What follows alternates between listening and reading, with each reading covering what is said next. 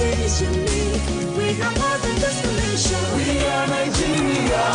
We are Nigeria. Strengthening unity. We know they carry lives. We are Nigeria.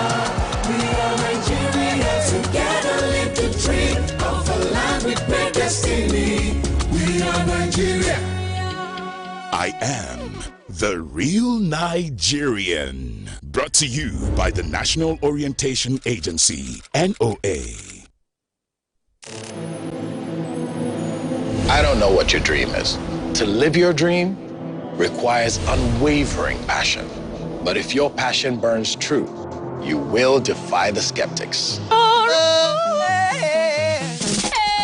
And captivate countless souls. It's 1,000% yes. The world will never be the same. That is how you do it.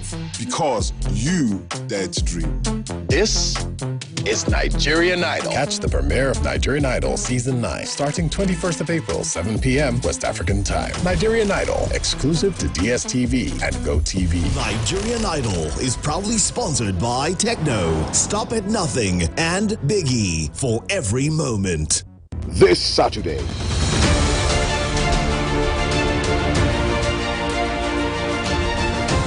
Brentford. Look to play through Janelt, who is unselfish, and this will be 5. It's Kevin Shadder. Fulham. An opening for Fulham. Brentford it's one that they're taking. Versus Fulham.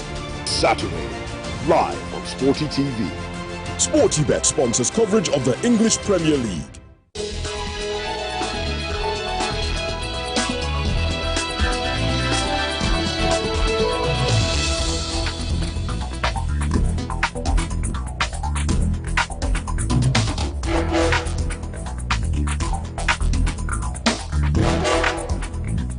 Veritable for sustaining international trade between and among countries, ports the world over are job creators and sources of foreign direct investment, as well as local revenue spinners for nations, as seen in import and exports.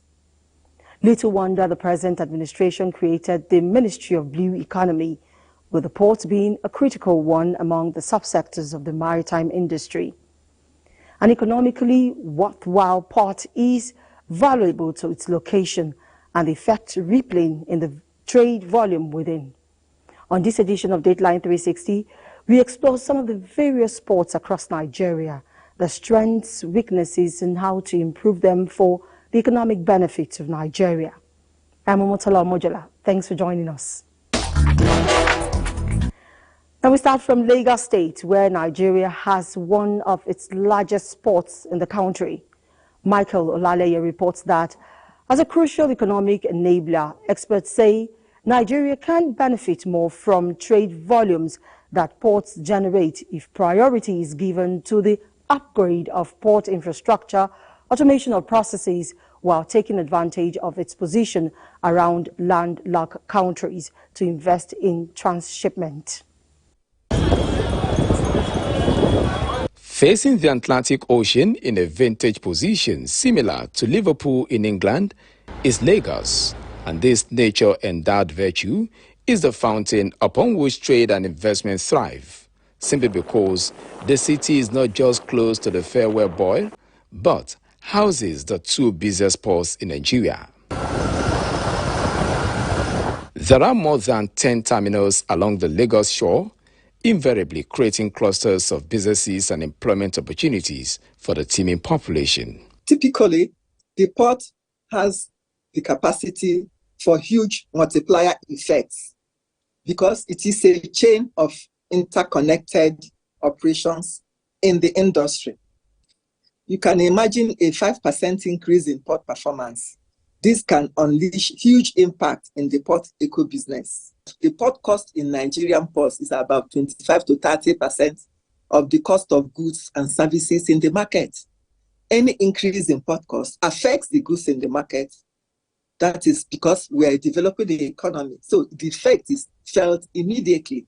Look at what happened when dollar cost rise. In fact, more than 70% of cargoes within the sub-region, whether directly or through transshipment, are Lagos-bound. Little wonder while the metropolitan city is the fifth single largest economy in Africa.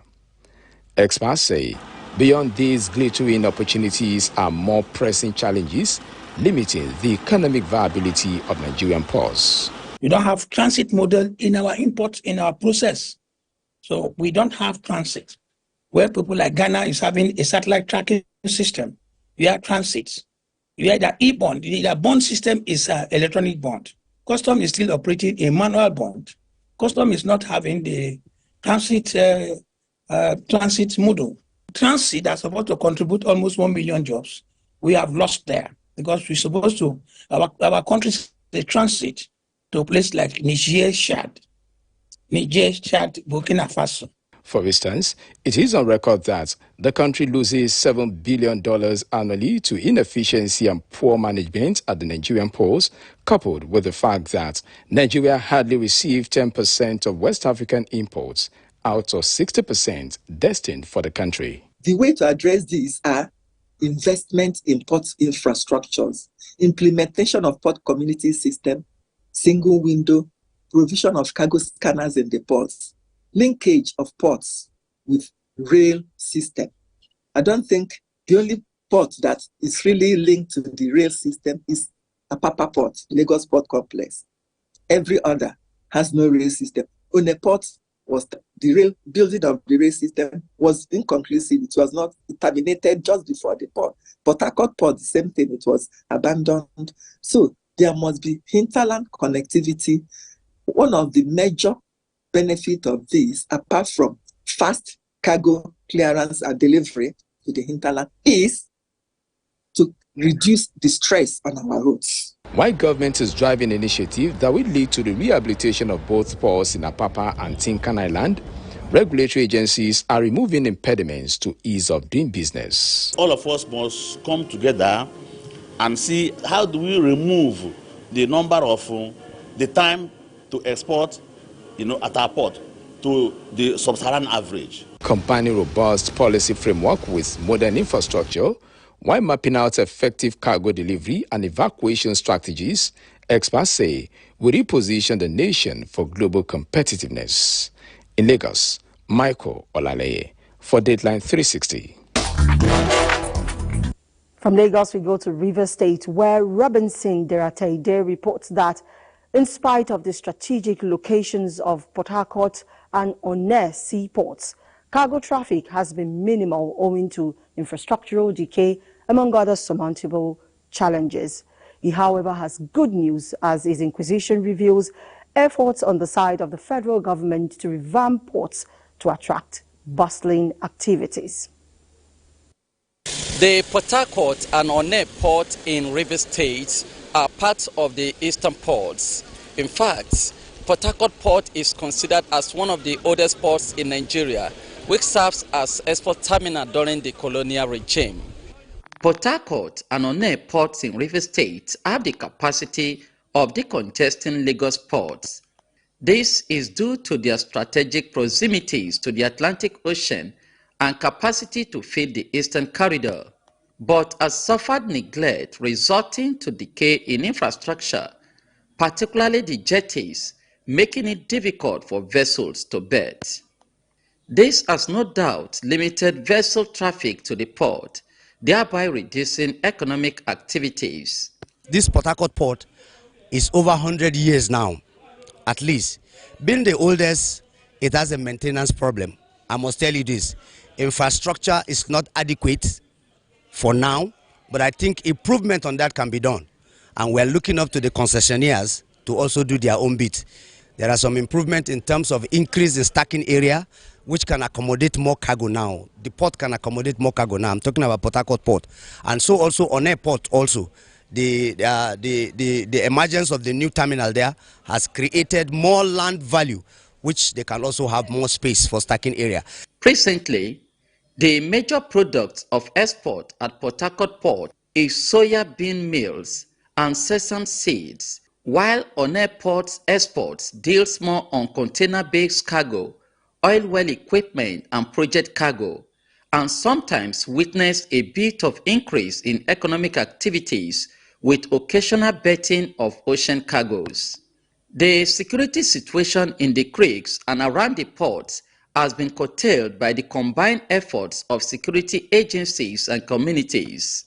Business we're doing is a dollar-dependent business. Whatever you are importing, the medium of exchange is dollar. That is so acceptable, and that is what we have been using. Perhaps if we can fall down to Nairanization, I mean, to put every basis of payments to be in our own local currency, that will have been a better improvement for our economy. Because you can see, all of a sudden, there were no traffic of vessels. And suddenly, again, because of this little announcement of decrease in the dollar rate, you can see traffic now started coming back again.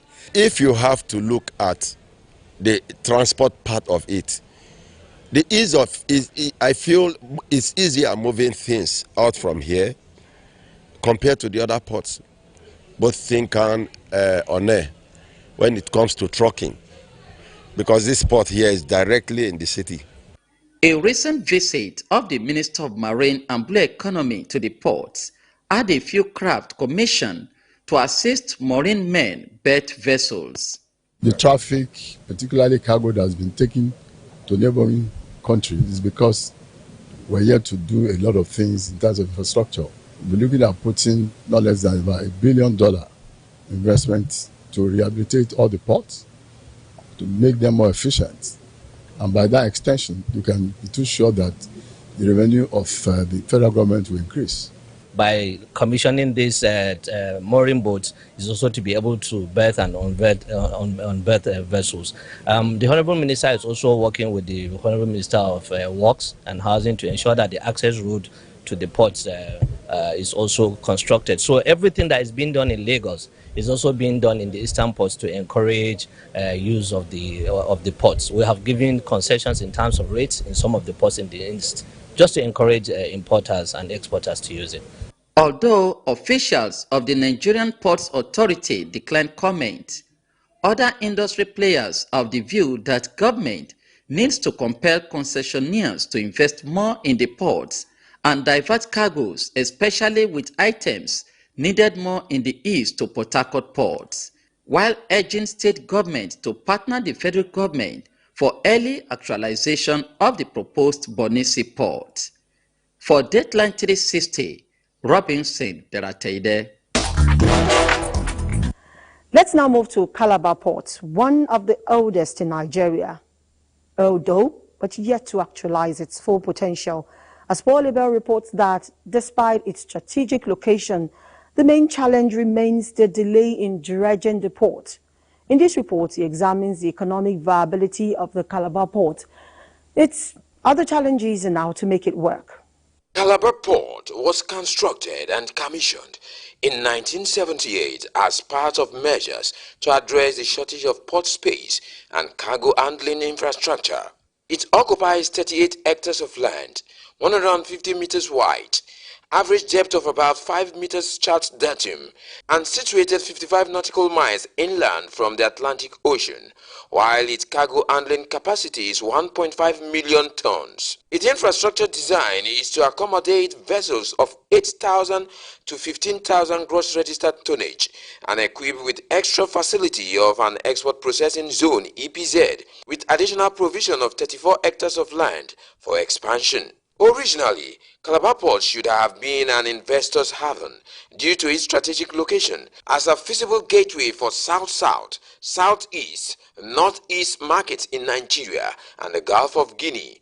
But ships drawing heavier draughts of 7 meters and above may not berth at the Calabar Port. We should be able to serve Nigeria and be able to decongest the already congested Apapa and Thika ports. It can't serve the entire region of the Gulf of Guinea and beyond. And if you look at the Calabar Port is located within an agricultural produce belt in Nigeria. We think that from here, a lot of exports can go into the Central, South Africa. The non-dredging of the Calabar ports has posed a perennial problem. I think the port manager is doing something about it, and the state government also is also interested to see how they can, make the port viable by, reaching out to the federal government to make sure that the port is dredged and, also coordinating, with the global communities to make sure that we have traffic in the port. In 2022, statistics by NTA shows that between January and May, 645 million naira was generated and 72 vessels were received. In December 2023, Calabar Port also came alive as a Chinese cargo ship berthed Akwa Ibom refinery project consignment. The full potentials of success, stakeholders say, are being hampered by challenges such as dispute resulting in the non-dredging of the port, collapsed berth at the shoreline jetty, siltation and reduced drought of ECM terminal front, defaced surfaces and duplicated facilities with the port administration building. For a company to single-handedly bring a vessel, hire a vessel, and then pay all ancillary costs, including security costs, all other logistic costs that government should have taken care of, there's no way that will be profitable. He has to provide security along the belt, bring in pre-shipment special agents. There is no way to be sustainable. We know that cargoes come to the port at the owner's choice, at the owner of cargo choice. We need to work on that. That is just the issue. The government at the state level, at the federal level, and all the agencies, NPA, NIMASA, Shippers Council, Nigerian Export, they should come together and work, and the customs should actually facilitate trade, and they should not be tax collectors. With an agreement with the government of Equatorial Guinea, we can have a transshipment hub in Malabo that you can then stem cargo Malabo/Calabar, and it goes into that terminal, and then we pick from there and bring to Calabar Port. So Calabar Port then becomes indirectly on the list of destination ports. Experts say Calabar Port potentially holds the ace as the existing Nigeria feeder port of the future to take over stay cargoes, transshipment and refined petroleum cargoes from Lagos port system, as well as prime option for the relocation of badly sited oil tank farms away from the overstretched Lagos port lands. It is hoped that if the measures highlighted are addressed, it will help to boost the potentials of the Calabar port. From the Calabar port, I am Paul Abel, reporting for Dateline 360. Baro Inland Port in Agaye local government area of Niger State used to be the strategic hub for trading and commerce during the colonial era, even post-colonial era, until it took a downturn. The federal government of Nigeria's effort to resuscitate the port by dredging it and the construction of a modern port are yet to yield the desired result. Dauda Mohammed examines issues surrounding the Baro Inland Port for Dateline 360. Baro Inland Port, strategically located on River Niger in Agaye local government area of Niger State, is regarded as the first office of Lord Alfred Lugard. Recognizing its importance in reducing pressure on the nation's highways, the federal government awarded contract for the dredging of River Niger from Lokoja up to Baro and the construction of a modern state-of-the-art inland port, which was completed and inaugurated for use by former President Muhammadu Buhari in 2019. 6 years after the euphoria of the inauguration, the port and waterways are still unutilized. We feel so sad on that issue because since then, sometimes even small canoes that we used to use for traveling, sometimes if they are going, they will now just go and crash or maybe clamp into the sand. Whatever someone is telling you about Baro Port, you will not believe it until you are there yourself. And that is why we feel this kind of emotion. When Mr. President commissioned it, we came to believe that the past glories of Baro is coming back, or is back.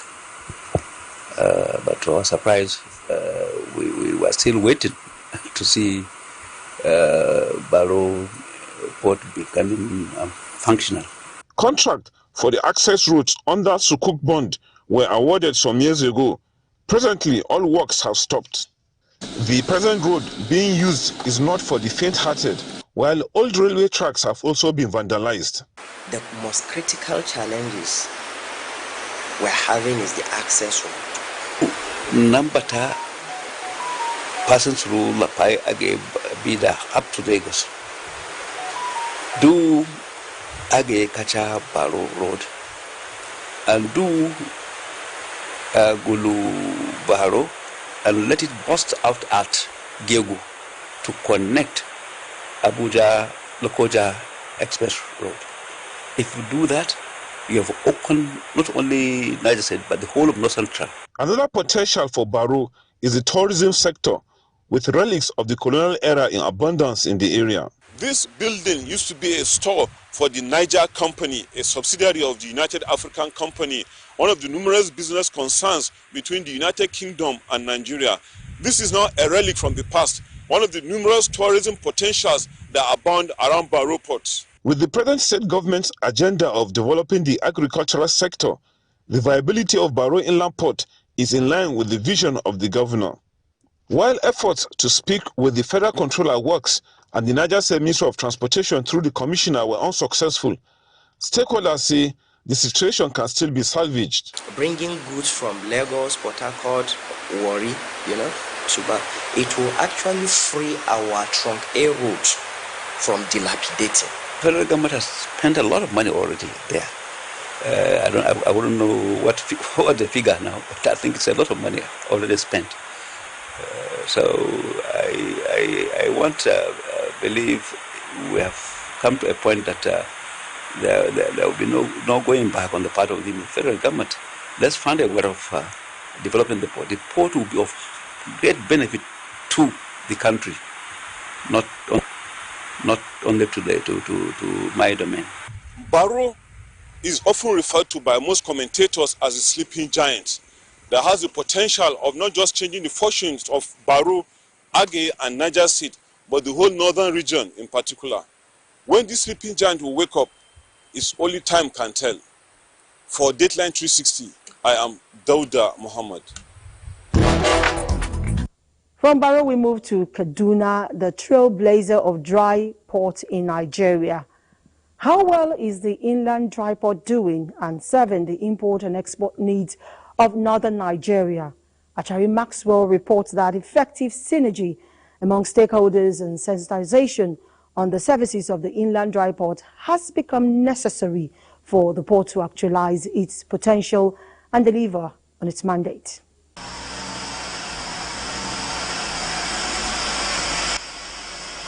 With the sole aim of decongesting the Apapa seaport, the dry port charted a course and pioneered the journey for other dry ports to come up in Kano, Katsina, Oyo, and other states of the Federation. 6 years down the line, Kaduna Inland Dry Port is operating maximally as about 250 containers are being discharged monthly. We are having exports, both ginger and red sauce, and so, but we are already have that, we have emphasized that this year will be a plus with the facilities that we have, that they can test, they can inspect, and the pre-inspection agents they are here, they are approved by the federal government. We have pre-inspection agents, we have federal produce, NAFDAC, all the agencies are here. The National President, Ginger Farmers Association of Nigeria, uses the dry ports for exports of their products with ease. Good, because as it is right now, once the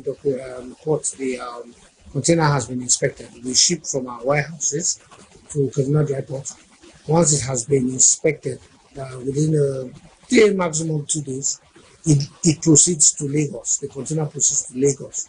Now, the thing is that you have to pick the containers from one of the containers that is here, that the importers have brought. Kaduna Inland Dry Port is of great economic value as agricultural products and other solid minerals are exported outside the shores of Nigeria. It will make it very easy to move goods, agricultural commodity, livestock, and my own areas, mainly solid minerals, to move them from Kaduna down to the south, either Port Harcourt or Lagos port, and for export. Aside its economic potential, job opportunities abound at the port as these truck drivers earn their means of livelihood here. That's what I've been doing to pay my rent in Lagos because that's where I based. Kaduna Inland Dry Port is functional but not without challenges. Foreign exchange is so difficult, and the exchange rate, naira to dollar, too, is part of the obstacles. And at the moment now, that you cannot even see exactly the exchange rate is not stable. So a lot of importers, they are still studying the situation of the country. A lot of people that talk about that, but they are surprised that in Kaduna, they are surprised that there's a functional dry port. A lot of people do not know. So there's a need for publicity, additional publicity, because there are other exporters that are involved in Nigeria who will not mind to ship from Bauchi, ship from Gombe, ship from all the other northern parts of the country to Lagos, if they knew about the effectiveness of this dry port. All that is needed for optimal performance of the dry port to sustain and improve its operations is provided by the federal government for it to achieve the $1 trillion economic target of the federal government by the year 2027. Now, what stakeholders are advocating for is that the federal government should make it compulsory for shipping companies to consider Kaduna Inland Dry Port as their final destination so that it can create more job opportunities and improve business activities. From the Kaduna Inland Dry Port, Achari Maxwell, Dateline 360. And that report concludes this edition of Dateline 360. We hope that concerned authorities will act to improve both sea, inland and dry ports of Nigeria to the benefit of the country. I'm Omotola Omojala, and on behalf of the production crew, I thank you for the pleasure of your company. God bless Nigeria.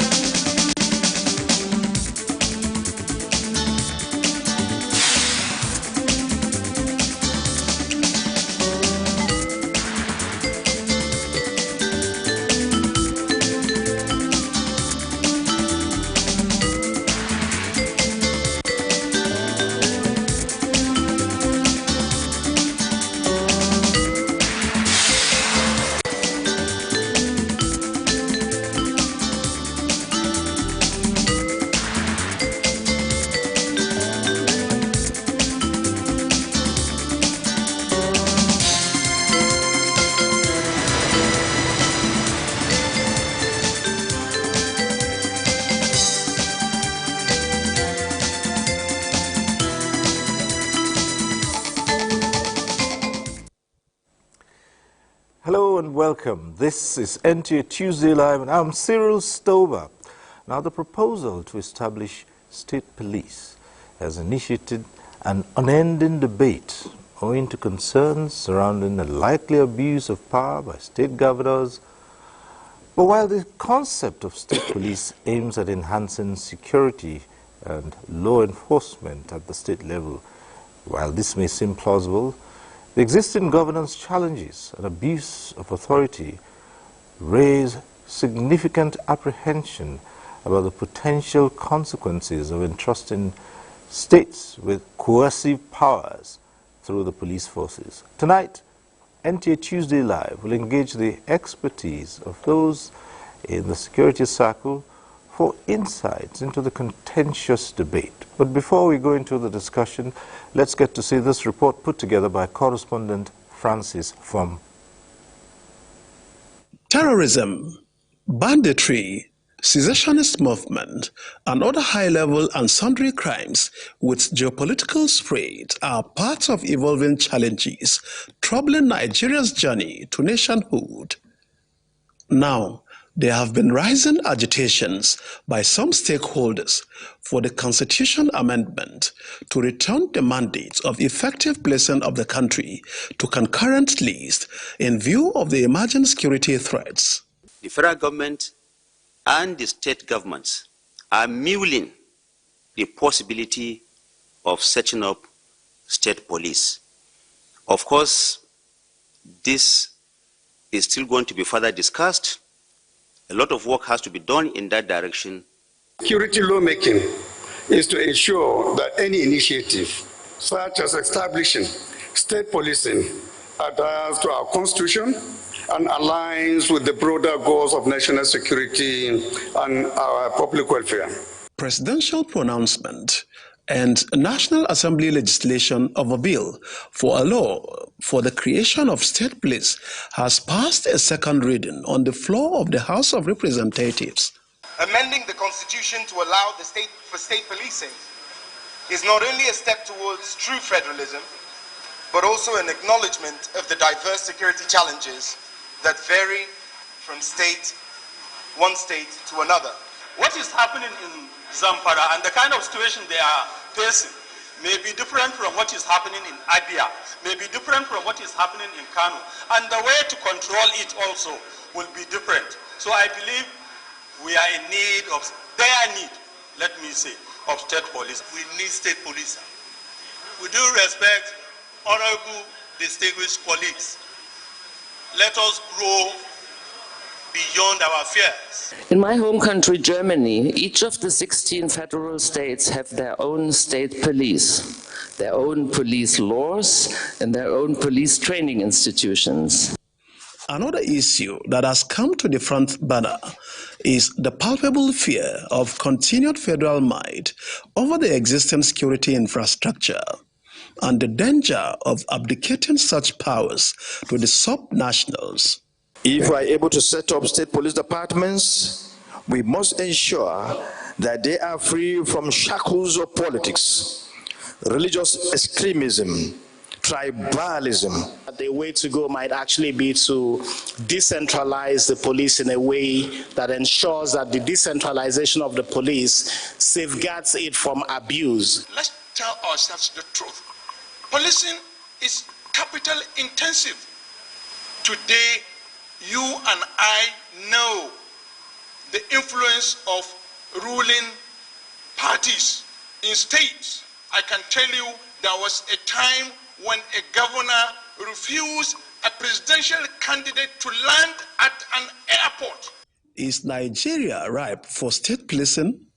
Should we continue to maintain the status quo or probably fine-tune the hierarchy of command to pave the way for an inclusive policing that will serve the growing interests of both the people and the Nigerian state?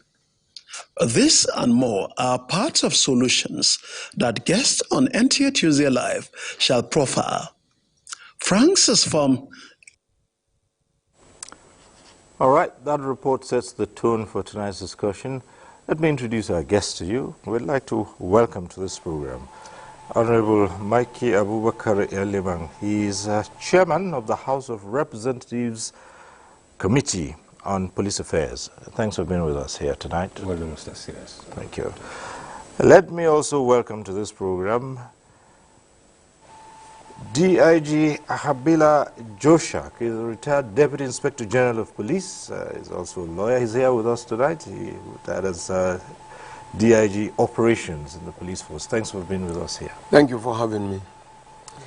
Let me also welcome Dr. Otibe Ibuzo, Founding Executive Director, African Center for Leadership, Strategy and Development. He's an author, he's a pharmacist, a man of many parts. Thank you very much, Dr.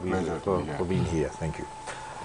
We are also joined via Zoom by Professor Itanibi Alimika. He's a professor of criminology. He joins us via Zoom. Prof, thanks for being here with us tonight. If you were on, yes, there you are. Thank you. Thank you so much, Cyril, and good evening. Right. Well, as we know, at some point in time, this program gets interactive, so be prepared to join in the discussion in the studio. But when it gets to that time, we'll remind you of the process of the procedure. For now, let's begin to look at the issues relating to state police, to be or not to be. And let's start off this way. Well, the chairman of the House Committee on Police Affairs, Honorable Mikey Abubakar Yaliman. Well, Modern policing today, as we know it, started off as a regional outfit during the colonial era until it metamorphosed into what we now know it as a federal police. But people are asking for a return to, or asking for state police. What's the fear here? Thank you, Sirius and my colleagues here and viewers outside. It gives me immense pleasure to have participated in this critical, crucial and historic program. We will all agree that the issue of state police have always been a burning issue within the last 2 decades. But however, it has never been a frontline issue for discussion in government. Now it is, and the whole country is talking about it. Yeah, of course, if you could recall vividly, on 22nd of April, we have a retreat in the former Sheraton Hotel where the Right Honorable Speaker engaged almost all the stakeholders, including the traditional rulers, clergies, academicians, and senior citizens of this country, where they came out, everybody speak on this issue of national security and state police. We as legislators, we attended in full, and we pick what we will pick there. We take it as a feedback, and we are still synchronizing what we gathered from there. Okay, well, fine enough. And the debate still continues. We'll see just how far that goes and what happens. But let's come to DIG Habila Joshak to ask your views on the subject matter. State police, to be or not to be? Thank you. You will realize that recently our leaders that have ruled this country years back have thrown out that debate and have also put it very, very clearly that the way to go is the state police. And you can't fault them because there are a lot of issues that has resulted into people thinking of doing it a different way in ensuring that the police are put in a perception, in where they will stop some of the things that are happening. There are a lot of insecurity. People have had to be more down. People have had to be injured all over the country. And it's of concern. And that's why that this is a very, very temporal discussion and very important discussion to ensure that the citizens of this country are protected. And so it's a very, very germane topic, and then of course it has to be looked into. Issues, there are a lot of issues that will have to throw out depending on what the document, what the document will say, what they will bring up. Well, we'll be thinking the way we think they will bring this up, and in thinking like that, there are a lot of challenges. If we don't think and discuss it to a level that we have to put it the way that it will protect the citizen and ensure progress of the country.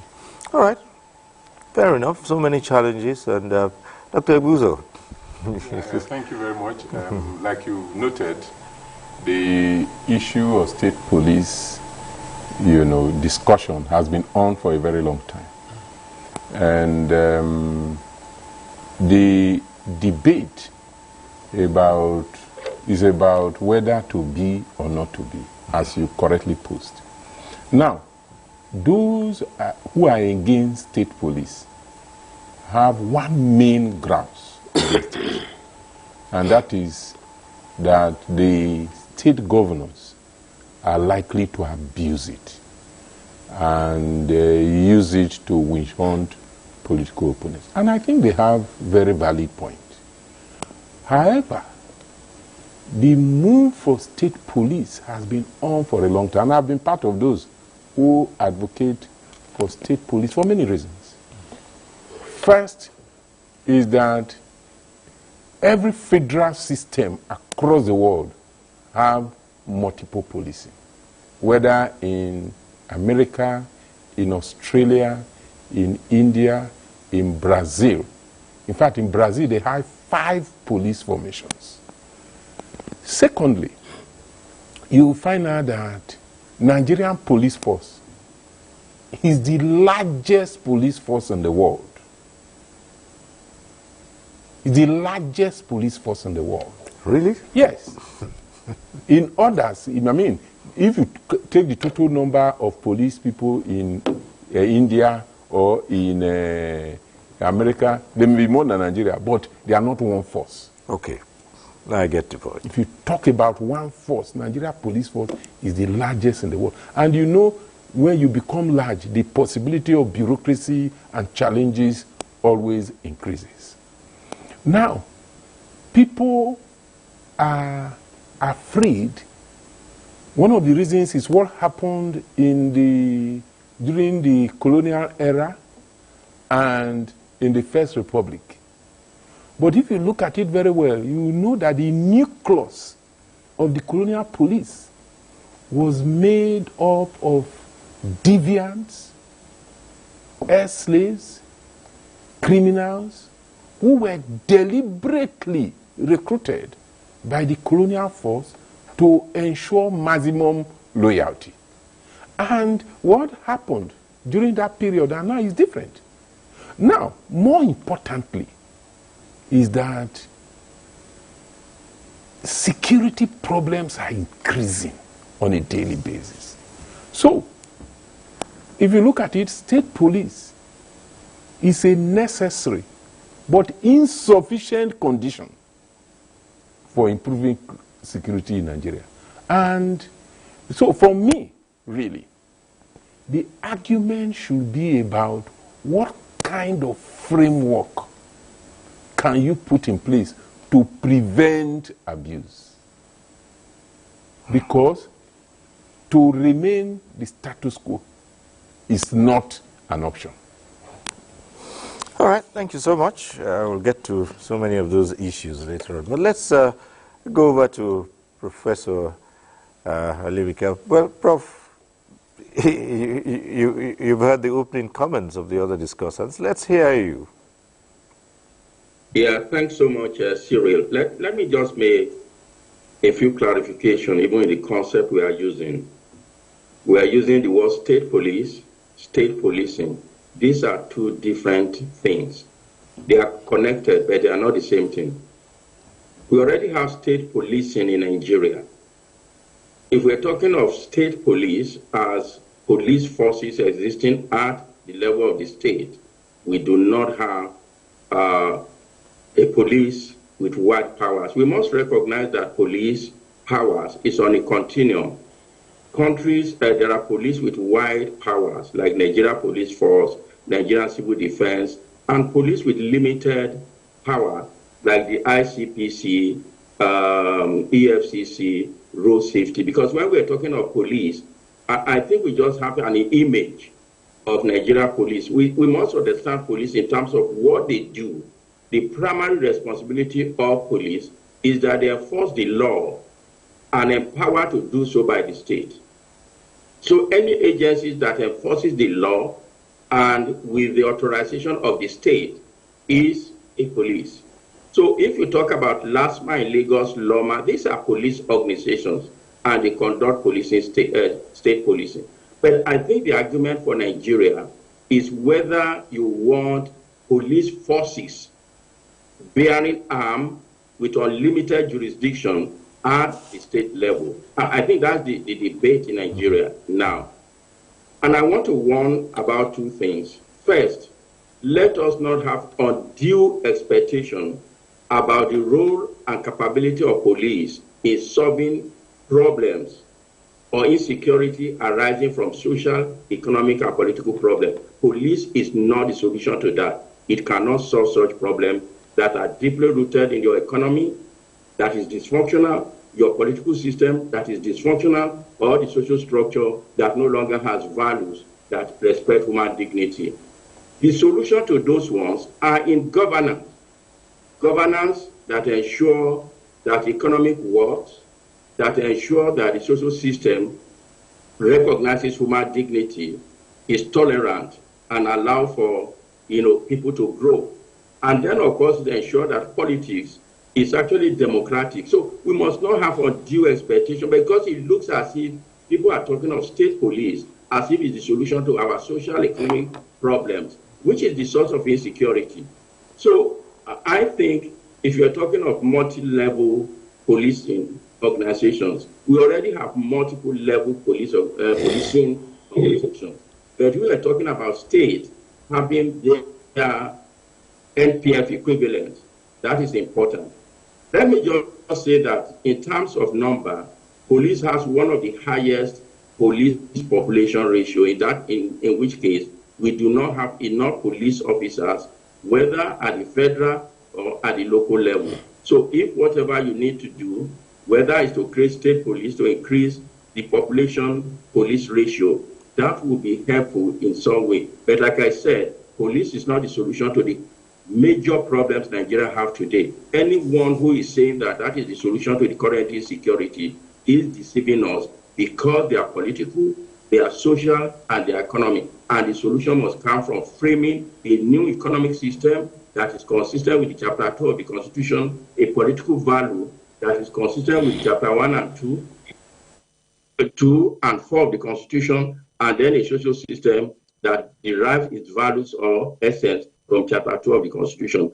Police simply enforces the social order that exists. Second, finally, at this preliminary level, the kind of crime that we confront today is not the one that is, you can bifurcate jurisdiction. And so as we talk about state police, and those drafters of the law must ask themselves, what happens if a criminal runs away from one state to another in Nigeria? I think those are the issues that must also be considered in the drafting of the whole thing. What trend has occurred across the world? And let me say this from a theoretical perspective of what we know in criminology. As Dr. Otive says, every federal system has multiple police systems. However, there is no necessary correlation between multiple police system and democracy, multiple police system and efficiency of police, multiple police system and integrity of the police, centralized police system and decentralized police system across the world, whether we are talking centralized like Denmark, has actually superior legitimacy compared to decentralized, probably the most decentralized police system like America. So we must not confuse these issues. I think there's a lot of information and a lot of education that is required in terms of what this can do. And I think for decentralized police system in Nigeria, it simply means that the state will have their own police forces and can deploy it as it suits them, and of course, if rationally, to address their local security system. Thank you for now. We'll come to some of these issues that you've raised, Prof. But let's take a number of reports which we have run here. We have this report from Lagos, I believe, our first. The security apparatus of any nation determines the pace and strength of development economically and politically. Nigeria and her citizenry have for some time now come under perceived siege of terrorism, with insurgents masquerading as bandits. This has generated a lot of concerns, leading to debates on possible way out, with community and state policing structure as viable alternatives. Technological factors, human factors, and the processes. If we don't have those three things in place to ensure that the security agents and the police officers that are going to be employed to carry out these state policing duties are not effectively managed, let's forget about state policing. Look at the country. We are 200 million people, it's a vast land. And how many people are in the police? You overstretch them. But if we have the state police, we have more people coming. We'll be able to remove some of those things from the center and spread it. In Lagos State, for instance, there is an established community security structure to curb crime at the grassroots level. And this has, to a large extent, ensured the protection of lives and property. Amotekun is there.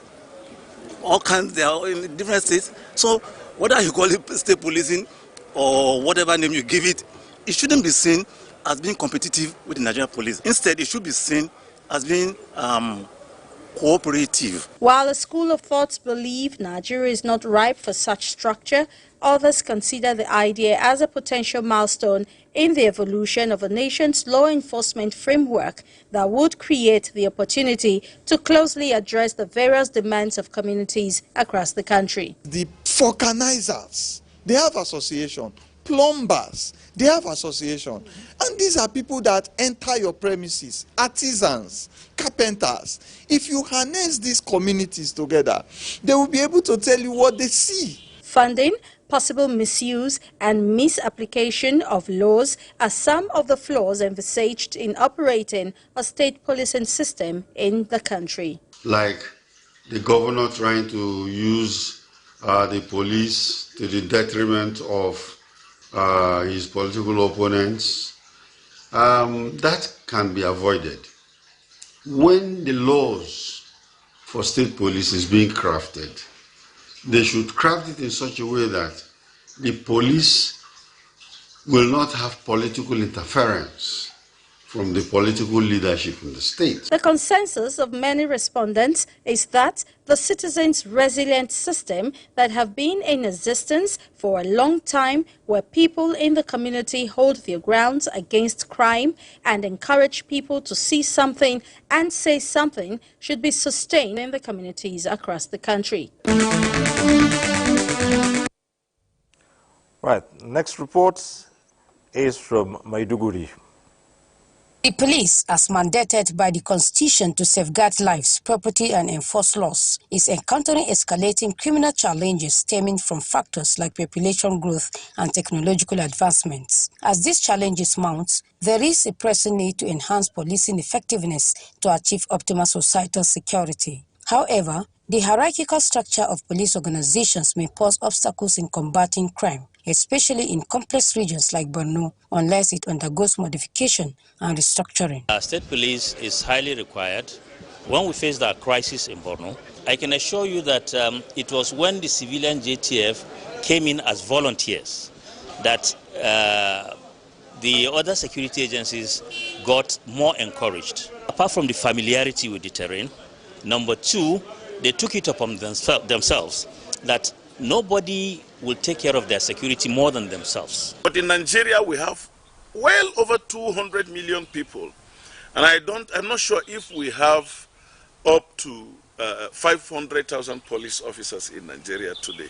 You can see that it is on the shorter side. Therefore, state police and its creation is a welcome idea, because that will address the grassroots problem. Meaning it is the sons and daughters of that particular community or that state that have clear and better understanding of their terrain. While devolving power and authority from the center may offer benefits, concerns loom regarding its implementation at the state level. That fear is the possible political interference into that policing. If that fear is going to be allayed by the employees of the state police, certainly is going to be a very, very good development. Already we have the existing federal police. That's the only thing I have. Let me advise the federal government, the National Assembly. They should make an attempt of trying to make sure that we have state police. Even the existing one, they don't have kits. As stakeholders work towards addressing security challenges amidst issues surrounding state policing, others are of the view that it is imperative to consider diverse perspectives and potential implications. Well, next from Maiduguri, let's take on this one from Port Harcourt. National security issues have become a national concern, with the current centralized policing structure believed by many to be inadequate to respond appropriately to situations across the country. Here in Rivers State, like other parts of the Niger Delta region, kidnapping, Human trafficking, murder, restiveness, and violent crimes are common security infractions. To some, the police appear overwhelmed and unable to provide adequate solutions. Time was in Rivers State when criminal elements sacked many communities, but for the intervention of local vigilantes such as OSPAC. From the sources that have been recorded so far by several vigilante groups that we have set up, it goes to show that if the states have their own body, I think they will be better equipped and they will have more knowledge about the internal security of the area. So I think state police is the best thing that should happen to Nigeria now. The law establishing the state police is well executed, then all these loopholes, all these abuses will be taken care of. But it is not because there are some few elements who does not want the security of our land that will completely abandon it. As we make progress, we'll be making amends and the law until it will become perfect. The challenge of the police force today is they are understaffed. They are understaffed, one, they are not properly funded. So or I would even better suggest, if the constitution should be reviewed, I mean, in such a way that the states should contribute to the funding of the police. Proponents who admit the possibilities of abuse of state police want proper definition of the duties and boundaries of operations of the proposed state police officers, as is in the case of federal and state high courts. In my view, the same arms that the federal police will carry should also be given to, because you're combating the same human being.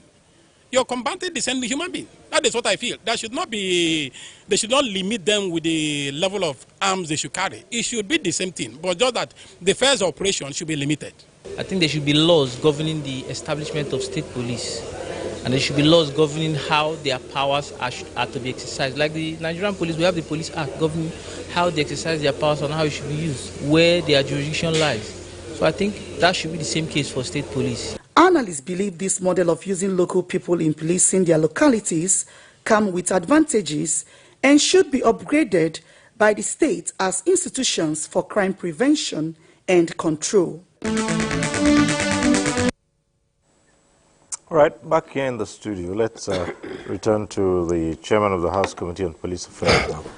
One of the arguments of those who push for a state police force is that when it comes to knowing the terrain, intelligence gathering, it is always better to have someone who is indigenous to an area, and they would know how to traverse that part, much more than, say, when you take someone from Lagos and send them to Jigawa, where they might not know a thing about the terrain, they might not even speak the language, and therefore they'll be at a loss as to how to operate. What do you say? You see, it was before people are thinking in a different way. What I mean is issue of insecurity, it become uniqueness for all the states. Each state has its own nature of its own insecurity. So fair to say, like Lagos, they have Ametakun. You talk of Kano, they have Hisba. Zamfara, they have their own type of listing. And even of recent here in Nasarawa. So it becomes necessary for us to look into it critically. And our own role as a legislatures, we need to play a vital role. A vital role in the sense that this is an issue that affects our constitution. We need to follow it. Even I'm impressed for me having here. I will learn from my colleagues that are here. I will gather what I pick from here to go and add with what I pick in our retreat to see that at least we did the needful. What Nigerians need is what we are there for. Well, DIG, one of the things against this structure of a federal police, the Nigeria police force, is that in the states they operate, it takes a long time when there are certain issues that commands, because of the hierarchy, the structure, commands only come from the center, by which time the valuable time is lost. For instance, they say, how do you call a state governor the chief security officer of the state, yet he has no control to ask for a deployment in a particular way as to positively impact on insecurity in the state? He has to wait for someone from Abuja to do that, and by the time this chain goes on, we've lost vital grounds. Of course, I think that is the thinking of a lot of the citizens, that when there are emergencies in the various states, that the governor does not have the authority to direct the commissioner of police in that state, to handle the matter. But practically, and from what has been happening, you know that the governors are in the committee of police council. When the scenes you want to know who is IG and what have you, they have a contribution. The commissioners of police that have posted to the various states work directly with the governor. He does not, because of a crime that is reported, he does not take permission from the Inspector General of Police or the DIGs at the headquarters before reacting. They are there at the beg and call of the governors of the state. But we've heard governors in the past say, look, I don't have control. The commissioner of police in the state doesn't listen to me. I say anything and he says no, unless I get my orders from Abuja. We've heard some governors say that in the past. I wouldn't understand why they do that. But like I said, I was one of those that is responsible for taking decision on this, and then I was truncating almost all the states, and I know that the governor does not go call the Inspector General of Police before he could let the Commissioner of Police down. The Commissioner of Police is there to ensure the safety and what have you of a state, and he liaises with the governor and take and have meetings and have committees and whatever it is, and it is the governor that actually trigger the commissioners of police to do some of the things that leads to safety of the state. Well, interesting. Yes. We'll return to you, but Dr. Egbuzo, again, for some who argue against it, one of the biggest fears about establishing a state police force is usually that the state chief executive, in this case the governor, would use it against political opponents. But on the other hand, you've also heard citizens say federal authorities, the president uses the police force for political reasons. You've had people make such allegations too. So what's different in it? Yes. The difference, there are a lot of differences. First is that the difference is that the president is one. You will have 36 governors. So the impact will be more. And like DIG correctly stated, the reality, the practice in the states is that the commissioner of police works very closely with the governor and actually takes directive from governors. But when the directive is questionable, it is then they have to get clearance from the IG. And those who are afraid of misuse by the governor is legitimate fear. It is legitimate fear because we are in this country. We've seen how local government elections are conducted, where even in states where one party barely won the election at the governorship level, when it reaches the local government election, they will just write name without you know, consideration whatsoever. Well, some explain it. They call it the bandwagon effect. And some say, well, if you have Party A ruling the state, then at some point, everyone would say it's better to belong to one than to many. We are all here. We witness it. We see it is not possible, theoretically and practically speaking, in a state where the two parties are neck to neck, for all the chairmen to be from one party, all the councillors to be from one party.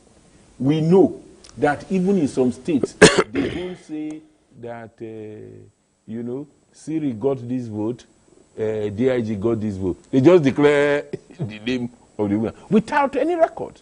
So, and I think the point that Professor Alamika made is very, very valid. Let's not look at state police. Two things, in my view.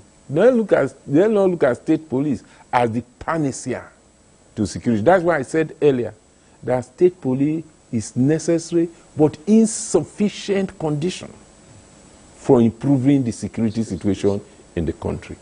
And if for any reason, and I support that we should do that, we must first address those criminogenic factors, those factors that bring crime in society. And you know, it is really amazing that we are in a country where what is supposed to be done is known, but it's not done. Take policing, for instance. Everywhere in the world, it has been proven that the best way is through community policing, neighborhood watch, or vigilante. If not for vigilante in this country, you know, there will have been complete breakdown of law and order. But what is the... And you see, when politicians are campaigning, they will talk about changing the security architecture. So, but, you know, that's why some people say they campaign in poetry and govern in prose.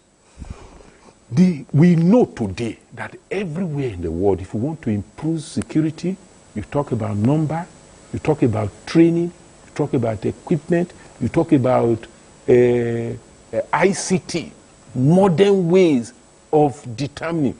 We are in a country today. You know, it's so, whether you bring state police or not, today, if somebody steals your car and you have a way and you track it, the police, the way they are today, they can track the car and determine it.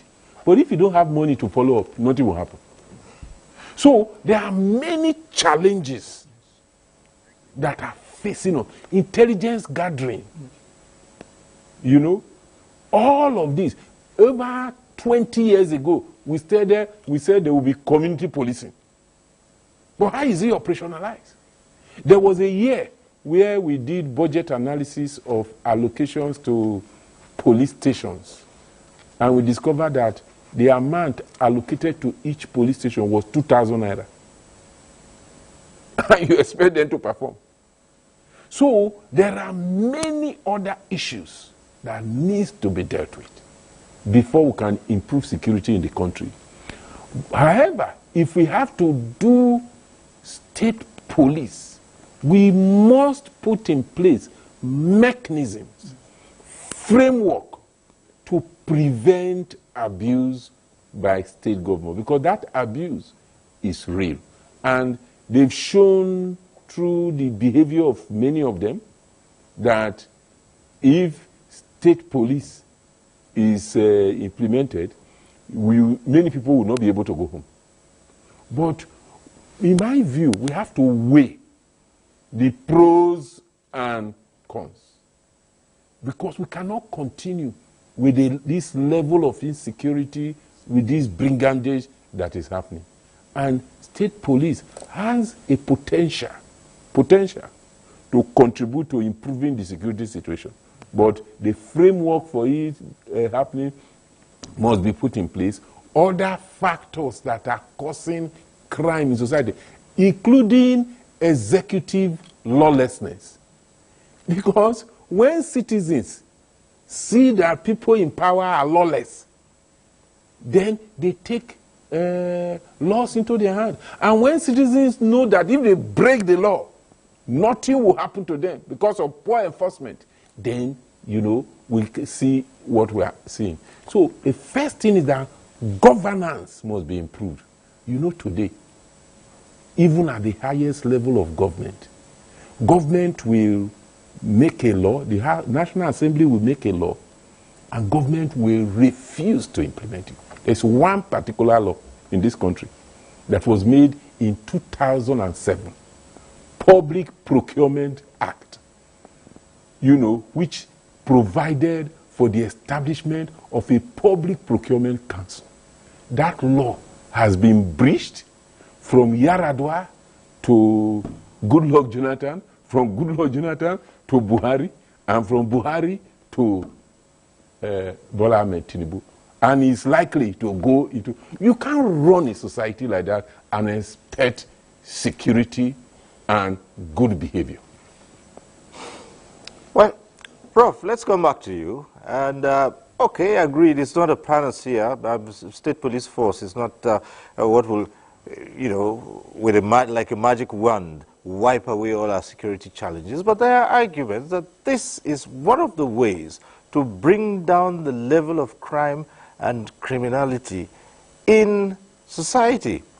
And again, those who argue, who say, look, the thing is, when you have a system as you currently have, with poor funding, poor training, and some of the things that Dr. Otibe Igbuzo mentioned, then it is time to begin to look at decentralizing and having other smaller units of government take charge of this. What do you say? Well, thank you again. I'm very happy for the intervention of Habila and Otibe. With respect to DIG Habila, to correct this statement that these governors make all over the place, that they have no control over command in their state.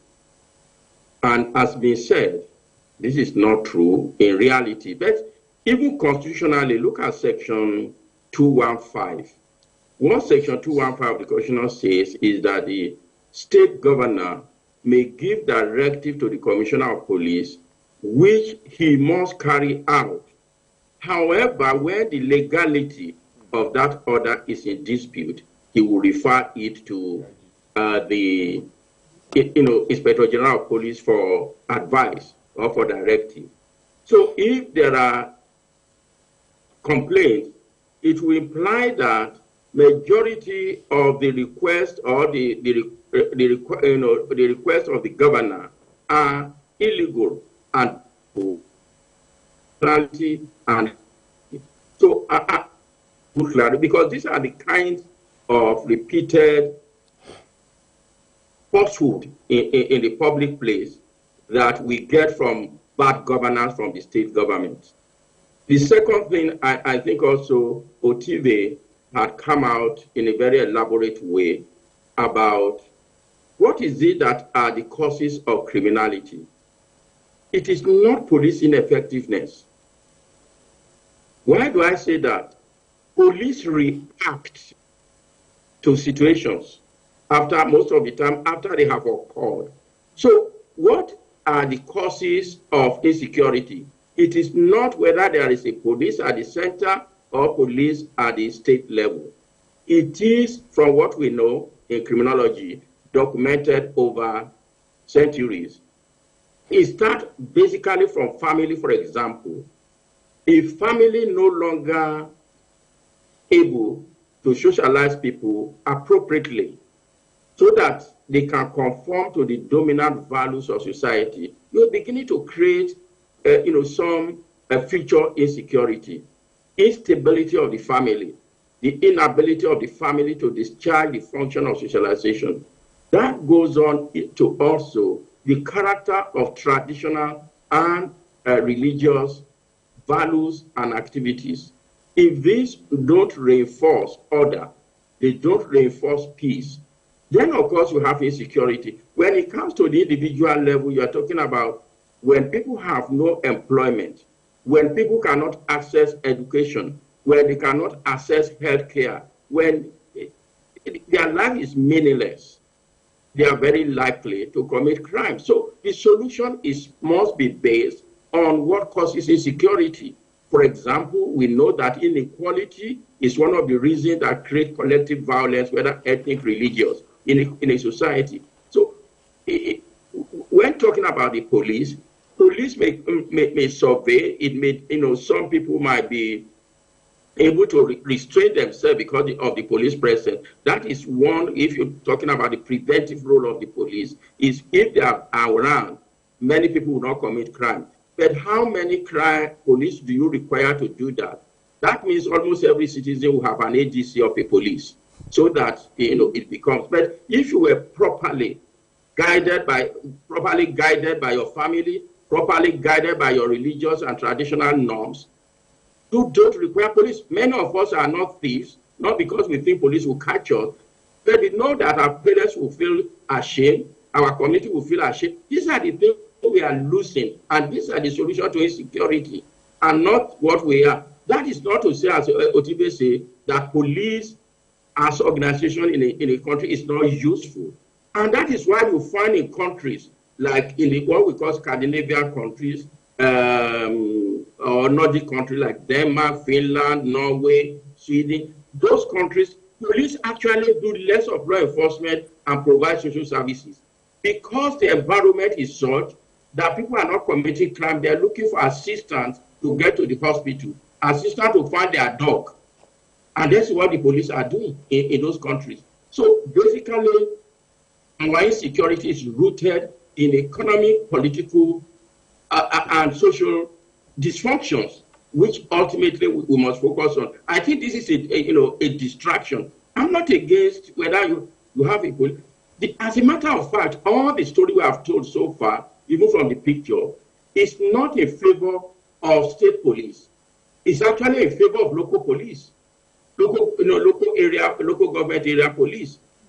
That is in favor of that. And that's what we had in the First Republic. Why are we not thinking that area? Legislature can also provide us with a law that will provide some guideline for these numerous vigilantes, all kinds of policing mechanism in our society, to stimulate it in such a way that they can be more rational, they can be more visible in the role that they play. So I think, luckily the House of Rep lawmaker is there, and I'm happy he said this.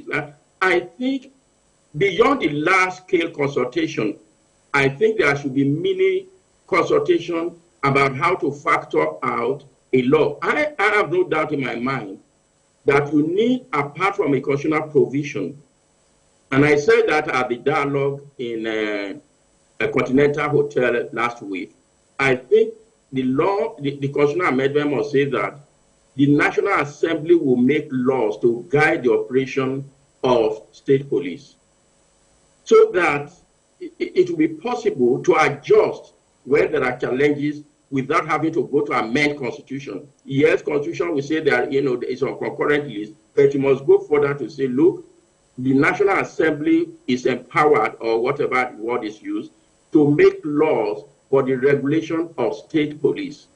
And that will mean form standard across that.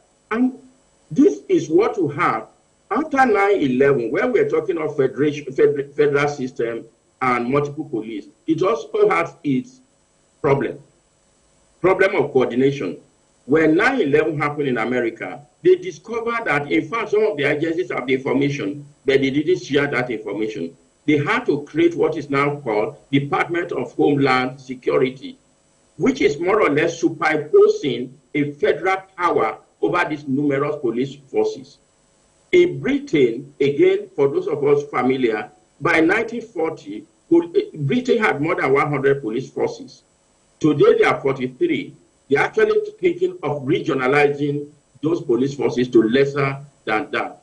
And in Britain, the Home Secretary actually is responsible for giving directive to all these forces. So we must learn from in a very rational way and not in a way that serves immediate political sentiments of the rulers, in a way to craft something. And my preference will actually be, let there be a state a state law regulating local government police, so that the local government police are at the local and community level, because it is there you have all the advantages of the indigenship and all those things you are talking.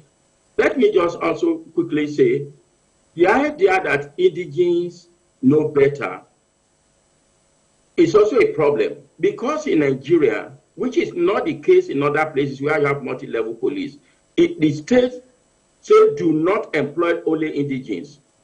In democratic policing, the composition of the police must reflect the population of that community. Take, for example, that means Kaduna, for example, if we had 30% Hausa, 20% Fulani, 10% Yoruba, 20% Igbo, the police must reflect this proportion in their employment. That is not what we do in state employment for now. And that is the one basic fundamental requirement of the concept of democratic policing. Because that is participation, that is inclusion. The whole reform of police that have been done since 1960s in the US to bring down the oppression of the black is actually to bring more women and more black people into the police forces as solving that problem. Let me ask this question to all of us. Why is the Nigeria police force unable to serve Nigeria in the way we want? Is it because it's central, or is it because it's ill-equipped? I have served on police reform committee in 2006, and about 3 other ones had been, Otibi was in the Police Service Commission, and I think he had laid out the basic problem. You can have all the police forces. If you don't equip them, they are ordinary citizens.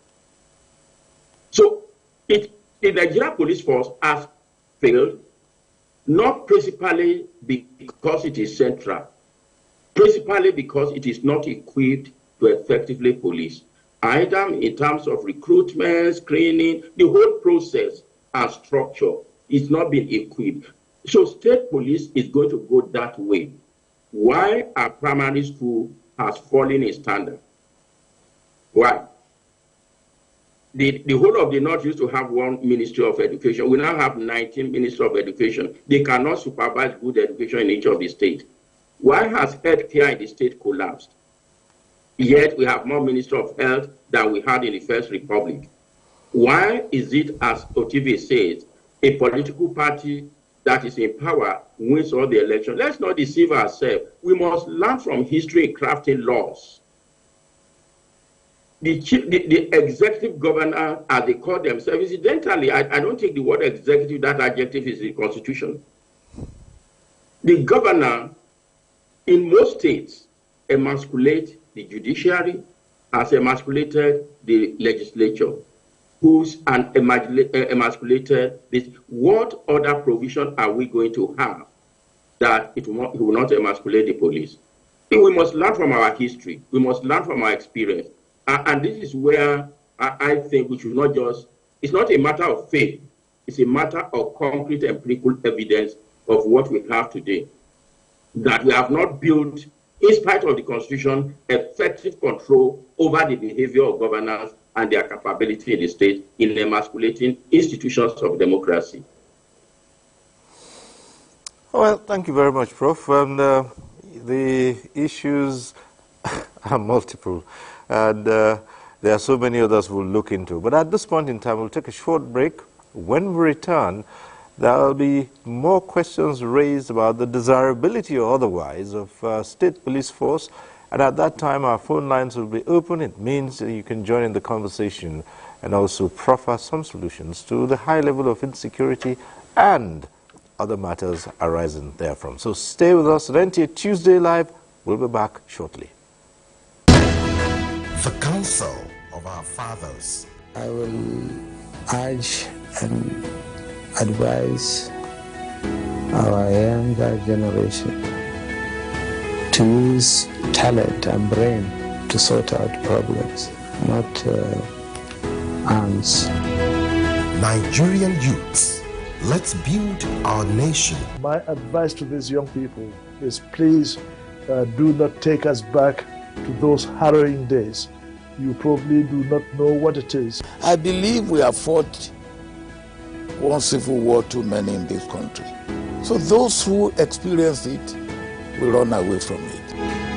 Nigerian youths, let's build our nation together.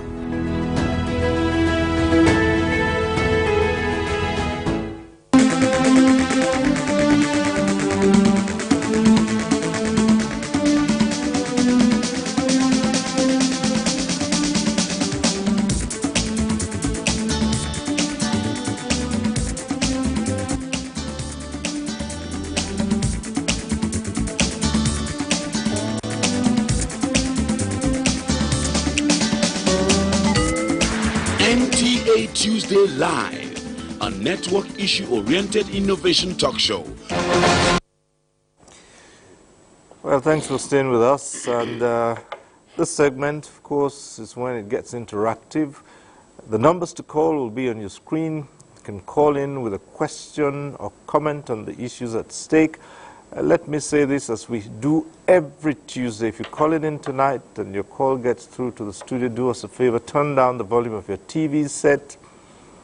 And that's the way to avoid the hurlback or the echo. And we also encourage those calling in to keep their comments or questions as brief as democracy in 1999 marked a turning point for the Nigerian police force, with the new constitution marking the Nigerian police federal institution and prohibiting the formation of state or local police bodies. However, the widespread and rise in violent crimes ranging from kidnappings, assassinations, and banditry, among other criminal activities, has forced the federal authority to consider restructuring and expanding police services in the country to include state policing. The issue of state police comes into being because we believe that it will improve security at the local level, because state police will understand the terrain, the culture, and the language of the respective states that make up the country. The proposed legislation to that state policing promises a more adaptive and responsive approach to security. It will reduce the burden. They don't even have enough police. About 400,000 police officers serving state police will create employment and, of course, improve security at the local level. Established in 1861, the police force had a military coup of January 1966. Let's now get to see this other report from Kaduna.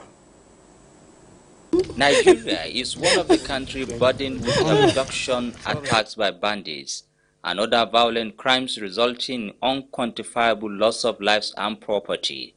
This worrisome situation necessitated the calls for the establishment of a multi-level policing system, including state police, as a panacea to curtail the excesses of these criminal elements in the country. There are the 98% possibility of, if you create a state police, a sitting governor of the state might decide to use that police, which are 100% under his control, against his political opponents. By the time you give state police to these governors, we are in trouble, we are in danger. Warlord. This in Nigeria primarily see experts and analysts perceive as grossly inadequate to address the security whole security outfit in different the State House of Assembly, yet there's no security in the state. You will see vehicles system. When you have police that are properly managed, they have good salary, they maintain their family, their children go to school well, the job will be done properly. We have a first caller on the line, calling from Ilori, Murtala calling from Ilori. Hello, go ahead.